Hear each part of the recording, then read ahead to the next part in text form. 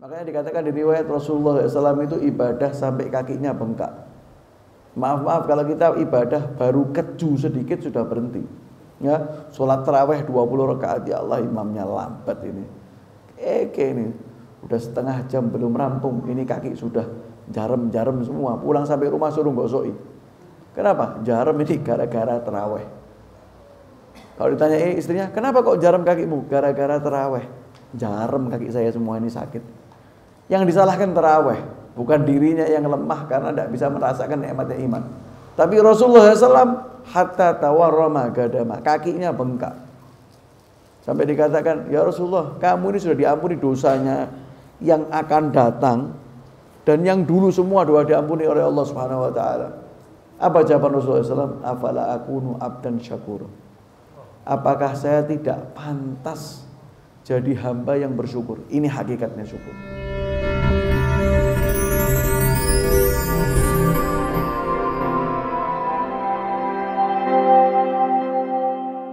Alhamdulillah, yang saya hormati, yang saya sayangi juga Al-Habib Saleh bin Isa Maula Khila. Semoga Allah selalu memanjangkan umur beliau, memberikan sehat walafiat, dan juga kepada kedua putranya Al-Habib Abdurrahman dan Habib Hanif. Semoga Allah juga memberikan kesehatan kepada beliau semua, memberikan panjang umur kepada beliau sehingga bisa menuntun kita terus-menerus di jalan yang diridhai oleh Allah Subhanahu wa taala. Dan juga segenap para sesepuh masjid ini, para orang-orang yang dituakan di masjid ini, semoga Allah selalu memberikan kesehatan kepada mereka, memberikan umur yang panjang sehingga juga bisa menuntun kita ke jalan yang diridhai oleh Allah Subhanahu wa taala. Dan insyaallah segenap hadirin hadirat sekalian, semoga Allah semua mengabulkan hajat kita. InsyaAllah kita tidak keluar dari tempat yang penuh barakah ini kecuali hajat kita dikabulkan oleh Allah Subhanahu wa taala. Dosa kita diampuni oleh Allah Subhanahu wa taala. Masalah kita diselesaikan oleh Allah Subhanahu wa taala. Amin Allahumma amin. Alhamdulillah, puja dan puji syukur kita haturkan kepada Allah Subhanahu wa taala yang atas limpahan karunia, nikmat, taufik serta hidayahnya sehingga kita masih ditakdirkan oleh Allah Subhanahu wa taala menghadiri majlis yang penuh barakah ini, di tempat yang penuh barakah ini, di tempat yang dimana tempat paling dicintai oleh Allah Subhanahu wa taala, yaitu masjid-masjidnya. Karena Rasulullah SAW bersabda dalam hadisnya, ahabbul a'mal ila Allah taala masajiduha wa abghadul bilad ila Allah taala aswaquha. Tempat-tempat yang paling dicintai oleh Allah Subhanahu wa taala adalah masjidnya. Kita berada di tempat yang dicintai oleh Allah Subhanahu wa taala.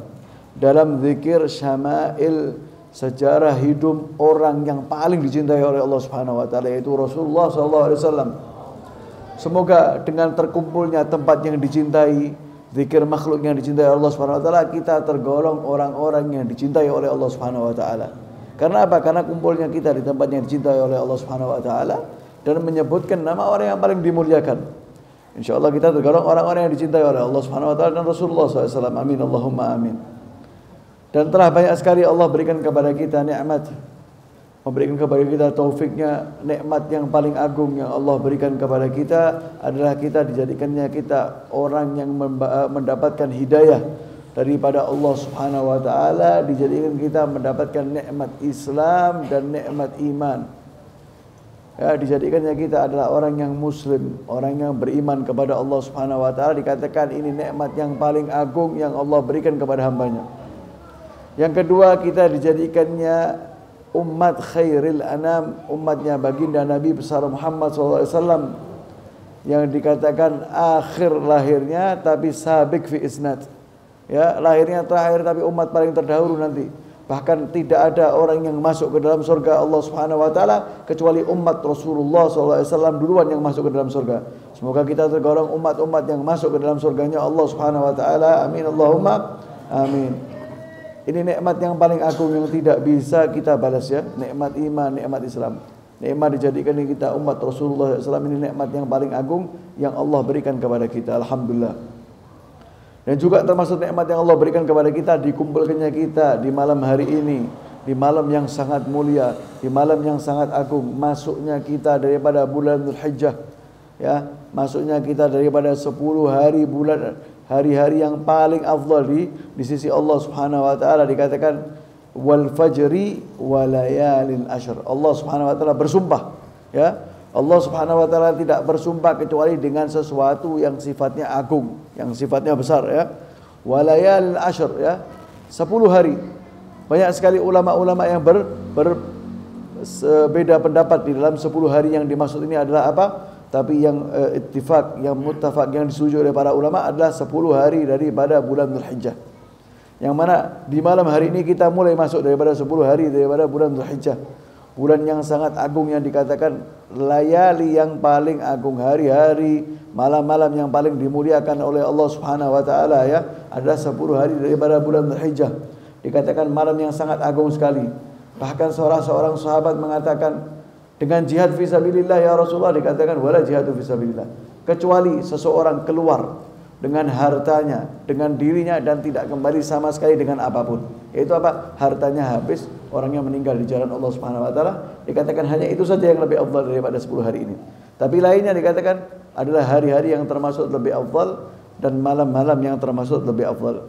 Bahkan Rasulullah SAW bi isnadhi diriwayatkan oleh Imam Tirmidzi dan Ibnu Majah bahwasannya as-shaum fi hadzal ayyam ya'dilu siyam sanah. Satu hari puasa di bulan Asyuratul Hijjah ini seperti layaknya orang puasa 1 tahun penuh, ya. Menyamai ya'dil siyam sanah. Wal qiyam layaliha ya'dilu qiyam layalil qadr. Dan berdirinya, ya, kita di pada malam hari ini, qiyamul lail di malam hari ini, itu seperti orang yang mendirikan daripada malam Lailatul Qadar.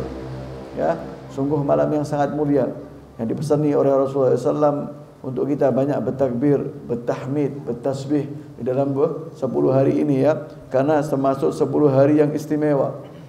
Dan juga ada di dalamnya af'al hajj, ya, perintah untuk kita melakukan haji, ya. Ada yaumil arafah, ada yaumil tarwiyah. Makanya dikatakan 10 hari ini adalah 10 hari yang paling istimewa, ya.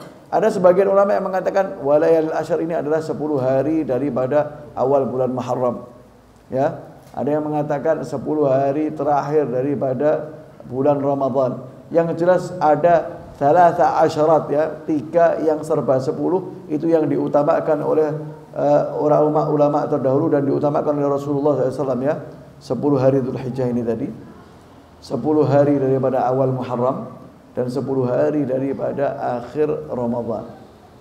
Yang 10 hari akhir Ramadan sudah kita lampaui. Semoga amal ibadah kita di situ diterima oleh Allah Subhanahu wa taala. Yang akan datang kepada kita adalah 10 hari daripada bulan Dzulhijjah. Ya. Sangat dianjurkan oleh Rasulullah SAW untuk kita berpuasa di pagi harinya dan mendirikan daripada malam harinya. Minimal seseorang bersolat isya jamaah dan bersolat fajar jamaah. Kenapa? Dikatakan barang siapa yang solat isya fi jamaah faka'annama qama nisful lail.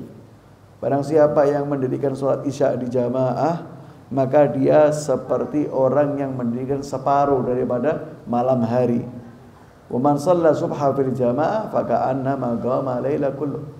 Barang siapa yang solat subuh di jamaah, maka seperti dia mendirikan daripada malam seluruhnya, ya, dengan solat subuh dan solat isya di jamaah. Walaupun ini dikatakan atqalus salat alal munafiqin, ya. Solat jamaah itu dikatakan di waktu isya itu solat yang paling berat untuk orang-orang, ya, al munafik. Dikatakan kalau orang munafik tidak akan mampu, ya, berat, ya. Tapi kalau orang yang mukmin kepada Allah Subhanahu wa taala, insyaallah akan merasa ringan, ya. Tapi keutamaan daripada itu, kalau orang tahu keistimewaan daripada itu, la atahuma walau habwan, akan jalan walaupun dengan lututnya, ya. Kita ini umat-umat di akhir zaman ini sedikit tidak memahami, ya, kurang bisa merasakan, ya. Banyak sekali kita mendapatkan daripada tutupan-tutupan yang Allah tutup, ya, hujub. Tidak bisa merasakan nikmatnya iman, tidak bisa merasakan nikmatnya ngaji, tidak bisa merasakan nikmatnya salat, tidak bisa merasakan nikmatnya zikir. Alhamdulillah kita masih bisa sedikit-sedikit sholawatan nikmat. Alhamdulillah, ya. Karena sholawat ini, ya, pintu kita untuk menuju ke berbagai hal yang begitu besar, ya. Rasulullah SAW ini adalah kunci daripada bermacam-macam masalah. kunci daripada bermacam-macam apa yang kita inginkan ya. Kunci daripada segala apapun ya, itu Rasulullah SAW. Karena hakikatnya rahmat Allah Subhanahu wa taala itu diturunkan di bumi lewat Rasulullah SAW. Ya. Rasulullah SAW itu dikatakan tidak diutus ke bumi kecuali apa? Rahmatan lil alamin. Berarti Allah menaruhkan rahmatnya itu di dalam diri Rasulullah SAW. Ya. Barang siapa yang dekat dengan Rasulullah SAW, dia pasti akan mendapatkan rahmatnya Allah Subhanahu wa taala. Barang siapa yang cinta kepada Rasulullah SAW, mengikuti jejak Rasulullah SAW, maka dia akan mendapatkan daripada rahmatnya Allah Subhanahu wa taala. Bahkan Al-Imam Ali bin Muhammad Al-Habsyi, pengarang Maulid Sunnah Durrani, mengatakan di dalam suatu pembukaan daripada ucapannya di hamdalahnya, mengatakan Rasulullah SAW mensifatkan dengan apa? Al-babul a'zam fi idrakil matalib. Pintu yang paling agung, pintu yang paling besar ya. A'zam ini bukan lagi azim, a'zam ini lagi lebih besar lagi ya, lebih agung lagi ya. Bahkan di Al-Quran itu disebutkan Rasulullah SAW dengan apa? Innaka la'ala khuluqin azim. Akhlaknya besar ya, budi pengertiannya agung. Nah, di sini Habib Ali mengatakan al-babul a'zam fi idrakil matalib. Pintu yang paling agung, yang paling besar untuk kita mendapatkan apapun daripada keinginan kita. Apapun. Ya. Kalau kita mau pikirkan kenapa kok apapun ini kita masuk lewat Rasulullah SAW ya. Kenapa kok kita harus masuknya daripada pintu? Ada tidak kira-kira pintu yang lebih besar, lebih dicintai daripada Allah SWT, makhluk lebih daripada Rasulullah SAW? Tidak ada. Laula kama khuliqat samsun wala qamarun wala samaun wala lauhun wala qalam. Apa yang kita inginkan ini semua tidak diciptakan kecuali karena Rasulullah SAW. Ya, kita mau surga ini tidak diciptakan kecuali karena Rasulullah. Kita mau dunia berserta isinya ini kita dapatkan, tidak diciptakan dunia berserta isinya ini kecuali karena Rasulullah SAW. Bahkan Allah SWT mengatakan apa? In kuntum tuhibbunallah fattabi'uni yuhibbukumullah. Kalau kamu mau dicintai oleh Allah Subhanahu wa taala, cinta kepada Allah Subhanahu wa taala, suruh ngikuti Rasulullah. Yuhibbukumullah, bakal dicintai. Wa yaghfir lakum dzunubakum, bakal diampuni dosa. Semuanya bakal kita dapatkan melewati daripada apa kuncinya Rasulullah SAW. Makanya dengan duduknya kita ini membaca maulid ya, membaca sejarah Rasulullah SAW ya. Sahabat ini cintanya sudah tinggi ya, sudah besar.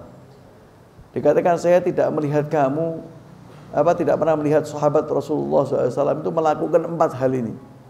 Ya, ya Abu Abdurrahman, saya tidak pernah melihat sahabat melakukan 4 hal ini kecuali hanya kamu saja. Apa? Kamu memakai tidak memegang tiang ya di dalam Ka'bah ini kecuali rukun Yamani. Kamu tidak memegang kecuali al-Yamaniyin ya, 2 rukun Yamani.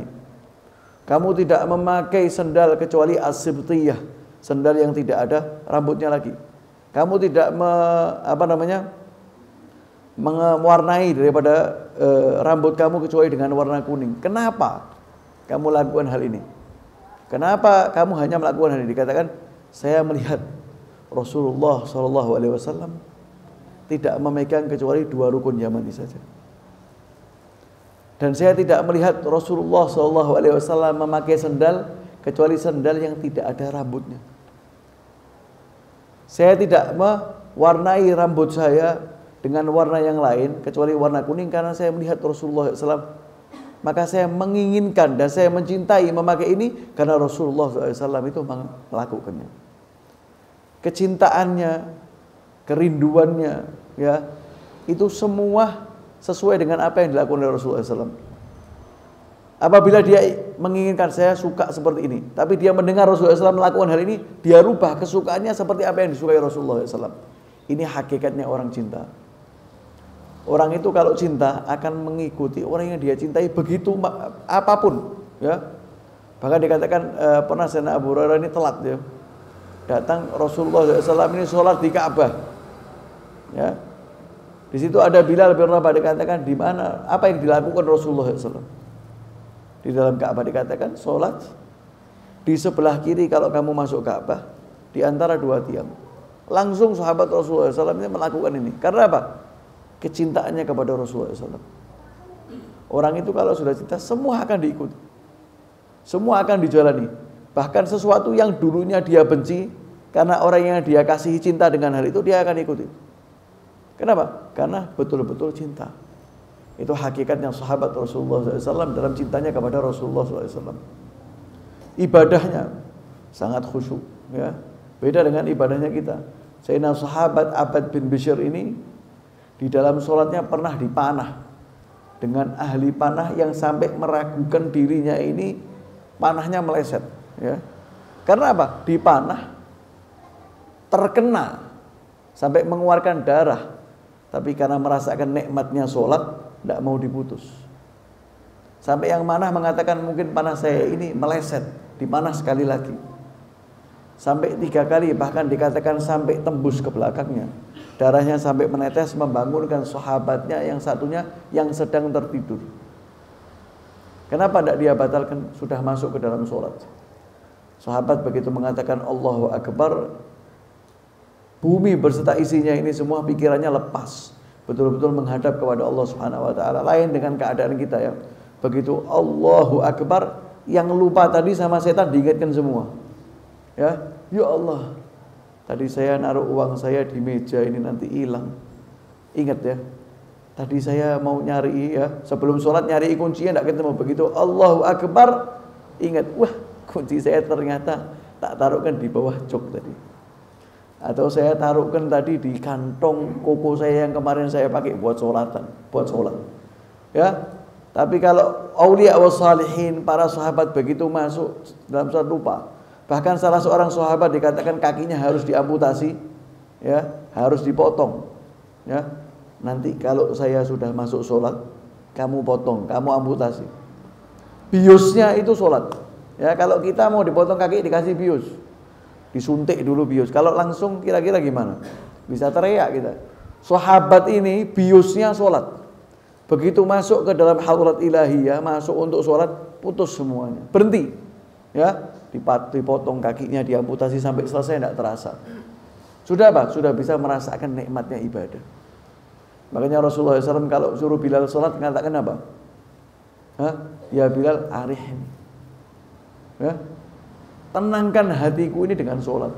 Betul-betul sholat ini mampu membuat Rasulullah SAW dan para sahabatnya ini tenang. Kalau kita levelnya sholat apa? Paling tidak menyelesaikan tanggung jawab karena takut dengan api neraka. Ya, karena takut dengan api neraka, karena takut dengan ancaman yang Allah berikan. Akhirnya apa? Kita sholat yang penting menunaikan kewajibannya. Sudah sholat? Sudah. Sholatnya ngebut, ya. Muadzinnya belum adzan, jam segini kamu mulai, ayo adzan. Tapi kalau Rasulullah SAW mengatakan arihna, tenangkan hatiku ya Bilal dengan sholat. Ya, betul-betul ibadahnya itu senang dan tenang. Makanya dikatakan di riwayat Rasulullah SAW itu ibadah sampai kakinya bengkak. Maaf kalau kita ibadah baru keju sedikit sudah berhenti. Ya, sholat tarawih 20 rakaat, ya Allah imamnya lambat ini. Ini udah setengah jam belum rampung, ini kaki sudah jarem-jarem semua. Pulang sampai rumah suruh gosoi. Kenapa? Jarem ini gara-gara tarawih. Kalau ditanya istrinya, kenapa kok jarem kakimu? Gara-gara tarawih. Jarem kaki saya semua ini sakit. Yang disalahkan tarawih, bukan dirinya yang lemah karena tidak bisa merasakan nikmatnya iman. Tapi Rasulullah SAW hatta tawarrama gadama, kakinya bengkak. Sampai dikatakan, ya Rasulullah, kamu ini sudah diampuni dosanya yang akan datang dan yang dulu semua doa diampuni oleh Allah Subhanahu wa taala. Apa jawaban Rasulullah SAW? Afala akunu abdan syakur. Apakah saya tidak pantas jadi hamba yang bersyukur? Ini hakikatnya syukur. Ya. Saya sudah, kamu dikasih nikmat, sudah bersyukur, sudah, alhamdulillah. Alhamdulillah ini baru satu pintu untuk kita mengucapkan syukur. Di dalam alhamdulillah ini ada banyak sekali yang dinamakan dengan syukur. Apa hakikatnya syukur? Menjalani sesuatu yang Allah berikan kepada kita sesuai dengan apa yang Allah inginkan. Itu hakikatnya syukur. Kalau alhamdulillah ini belum bersyukur, baru pintu pertama. Kita diberikan oleh Allah Subhanahu wa taala nikmat mata. Kita jaga nikmat mata kita untuk tidak bermaksiat. Kita pakai untuk ngaji, untuk baca maulid, ya. kita pakai untuk sesuatu yang diridhoi oleh Allah Subhanahu wa taala, ini baru bersyukur. Makanya Rasulullah pada waktu dikasih diampuni dosanya oleh Allah Subhanahu wa taala yang sebelumnya dan setelahnya, apa yang dilakukan Rasulullah? Tambah giat. Coba kita, wis dosamu tak ampuni. Enggak usah jauh-jauh ya. Enggak usah jauh-jauh ya. Kita kerja di toko minimarket. Setiap hari Senin karyawannya boleh ambil keperluannya bebas terserah. Kira-kira minimarketnya gimana? Pasti bangkrut. Kenapa? Sama karyawannya dirut semua dibawa pulang. Hatta tidak perlu dibawa pulang. Hatta tidak butuh dibawa pulang. Padahal bosnya bilang yang kamu butuhkan hari ini setiap Senin gratis. Ya, habis minimarketnya tutup besok ya. Atau mungkin ibu-ibu ini ya, suaminya ngomong pokoknya kamu kalau butuh uang ambil di laci itu ya, di laci mungkin ada 100 juta atau 200 juta. Ya, hari itu disuruh ngambil, besok hari itu juga habis 100 juta atau 200 juta. Nah, habis semua. Ya, karena apa? Ya disuruh ngambil ya sudah. Nah, kalau manusia seperti kita ini diampuni dosanya yang akan datang sampai lampau, kosong ini masjid. Tidak ada yang sholat. Kenapa? Buat apa sholat? Kamu dosa sudah diampuni. Wah, apa sholat? Wis percuma, besok maksiat aja sudah. Mumpung ini ya, mumpung. Tidak usah yang lampau yang akan datang. Satu hari ini, setiap hari Senin umat Nabi Muhammad SAW tidak dihitung dosanya. Walah, kosong masjid pasti setiap hari Senin. Habis ya, la imam wala makmum. Ya, tidak imamnya ada, wala makmum yang ditulis. Hari Senin libur ibadah, wahai maksiat. Kenapa? Hari Senin malaikatnya tidak nulis, istirahat. Ya, istirahat. Tapi Rasulullah SAW diampuni dosanya yang akan datang yang lampau, tambah giat. Kenapa? Mau menjadi hamba yang bersyukur. Karena apa? Ini hakikatnya kita bersyukur kepada Allah Subhanahu wa taala. Hakikatnya apa? Terus beribadah ya.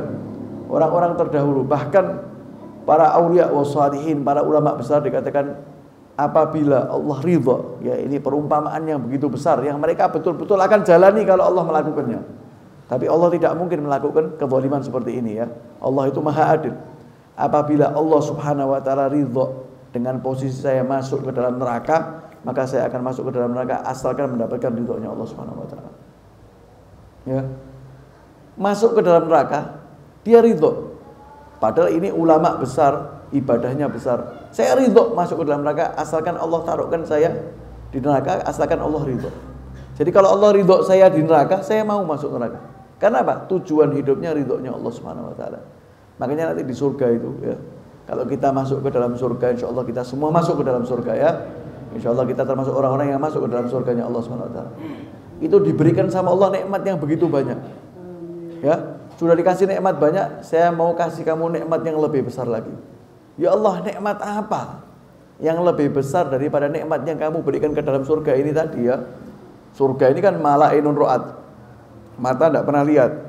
Wala udhunun sami'at, telinga ini tidak pernah dengar sifatnya seperti apa. Wala khatara ala qalbin basyari, hati aja tidak pernah terlintas. Bayangkannya itu rumit ya. Surga itu seperti gini ya. Air terjunnya seperti gerojokan sewu, tapi isinya madu, ya enggak, atau susu, lebih dari itu. Ya, enggak bisa dibayangkan. Yang kita pikirkan seperti apa, itu lebih dari itu lagi. Ya, masih ada nikmat di atas yang lebih lagi. Makanya orang yang masuk surga bingung, nikmat apa lagi? Uhillat alaikum ridwani fama askhatu ba'daha abada. Saya ridho kepada kamu. Saya ridho kepada kamu ya hambamu, maka saya tidak akan murka kepadamu sama sekali. Ini nikmat yang Allah berikan paling besar di surga. Bukan nikmat makan, nikmat syahwat, nikmat bidadari. Nikmat paling besar itu ya ridhonya Allah Subhanahu wa taala. Bahkan Habib Ali mengatakan di dalam qasidahnya apa? Fi jannatin ma syaqani min wasfiha illa likaunil hibbi fiha khayyama. Saya pengen masuk surga itu bukan karena nikmatnya. Bukan karena sifat-sifatnya ini tadi, tapi karena apa? Karena orang yang aku cintai, Rasulullah SAW, itu ada di dalamnya. Ya, jadi kalau aulia wa shalihin ini masuk surga, pengennya apa? Pengennya ketemu Rasulullah. Tidak pengen yang lain.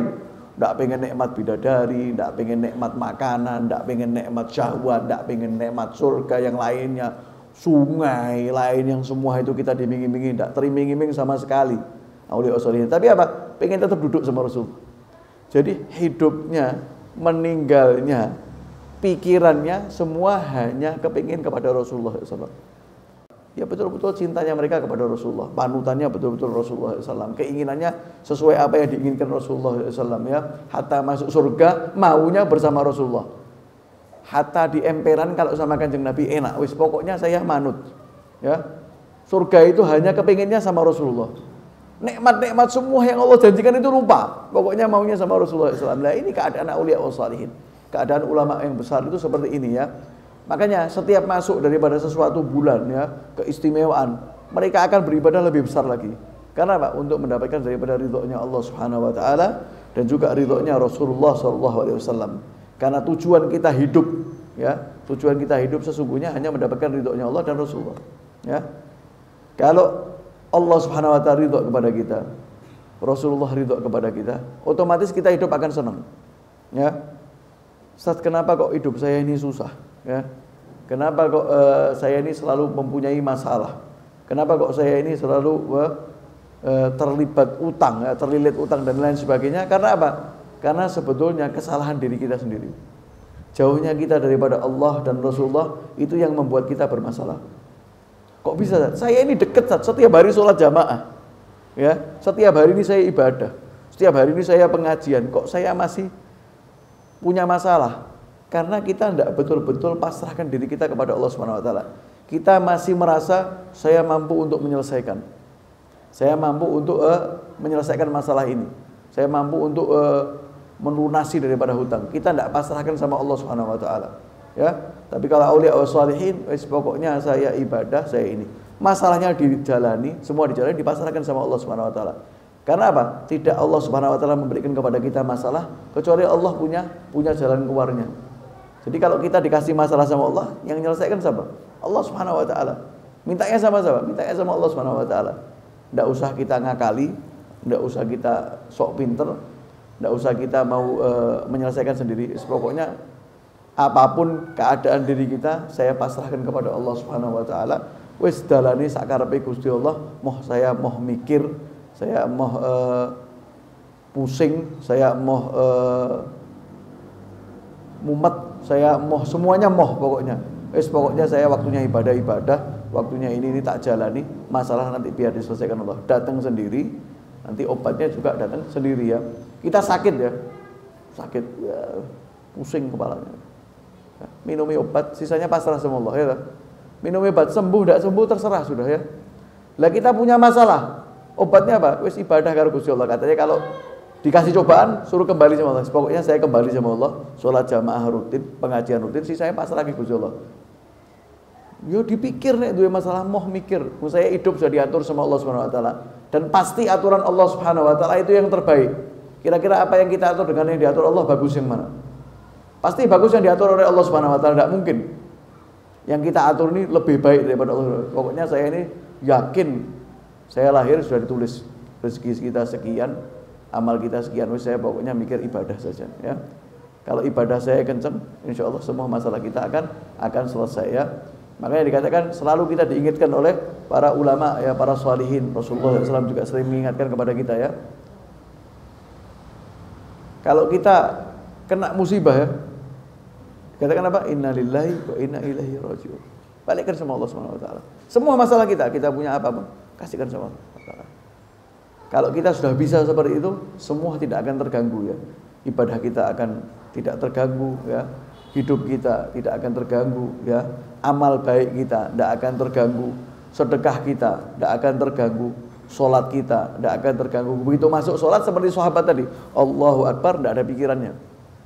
Kenapa? Ya sudah, masalah yang dia punya itu dianggap tidak masalah kok. Terserah Gusti Allah. Kalau kata orang Jawa, karepe krisnane Gusti Allah. Wis manut saya. Apa yang mau Allah aturkan. Jadi begitu masuk sholat ya maunya ibadah. Pikiran itu tadi tidak ganggu sama sekali. Makanya seperti sahabat, kaki saya ini harus dipotong. Ya sudah, nanti kalau saya waktu sholat potong. Pasrah saya, potong waktu sholat, lupa semuanya. Hanya mengikuti apa yang digariskan oleh Allah Subhanahu wa taala ya. Dan alhamdulillah dengan masuknya 10 hari terakhir ini tadi banyak keistimewaan yang Allah berikan kepada kita ya. Seperti saya katakan tadi ya, ada Yaumul Arafah ya. Apabila di antara kita mungkin belum ditakdirkan oleh Allah Subhanahu wa taala untuk pergi haji ya. saya belum ditakdirkan oleh Allah Subhanahu wa taala belum pergi haji. Dengan menyesalnya kita tidak pergi haji, kita insya Allah dapat fadilahnya orang haji. Ya, saya menyesal belum bisa haji, tidak ada dananya, tidak ada uangnya, belum dipanggil tahun ini, sudah daftar belum wayahnya pergi dan lain sebagainya. Dengan kita menyesal dengan apa yang kita tidak dapatkan ini dan menghadap Allah Subhanahu wa taala, insya Allah kita mendapatkan daripada fadilahnya itu. Dan banyak sekali daripada ulama sholihin terdahulu itu kalau sudah datang Yaumul Arafah mengikuti tasyabbuh, ya, mengikuti orang-orang yang dilakukan di Arafah. Orang di Arafah baca doa, kita ikut baca doa, ya. Apa yang dilakukan orang Arafah dilakukan semua. Agar apa? Karena dikatakan man tasyabbaha biqaumin fahuwa minhum. Apabila kita menyerupai suatu kaum, maka kita tergolong orang-orang yang mendapatkan daripada rahmatnya Allah Subhanahu wa taala. Itu para aulia sholihin kalau datang Yaumul Arafah duduk mengenang baca doa agar apa? Cucuran rahmat yang diberikan oleh Allah Subhanahu wa taala di padang Arafah itu tadi juga kita dapatkan insyaallah, ya. Insyaallah di antara kita yang belum haji dipanggil oleh Allah Subhanahu wa taala, ya, ditakdirkan oleh Allah Subhanahu wa taala agar bisa pergi ke ibadah haji, ya, menyelesaikan dan menyempurnakan daripada agamanya. Dan barang siapa di antara kita yang mungkin sudah mampu belum jatahnya insyaallah didekatkan oleh Allah Subhanahu wa taala, dijadikan kita semua bisa pergi ke haji, ya, melakukan daripada ibadah haji dan dijadikan haji kita mabrur insyaallah. Amin Allahumma amin. Dan juga insyaallah tidak keluar daripada pengajian kita di hari ini kecuali dosa kita semua diampuni oleh Allah Subhanahu wa taala. Diberikan kita semangat oleh Allah Subhanahu wa taala untuk beribadah, untuk menjalani apa-apa yang diperintahkan oleh Allah Subhanahu wa taala. Dan insyaallah yang di antara kita punya masalah dijauhkan oleh Allah Subhanahu wa taala daripada masalahnya. Yang punya hajat dikabulkan oleh Allah Subhanahu wa taala hajatnya insyaallah, ya. Amin Allahumma amin. Rabbana atina fid dunya hasanah wa fil akhirati hasanah wa qina adzabannar. Wa sallallahu ala sayyidina Muhammadin wa ala alihi wasallam walhamdulillahirabbil alamin.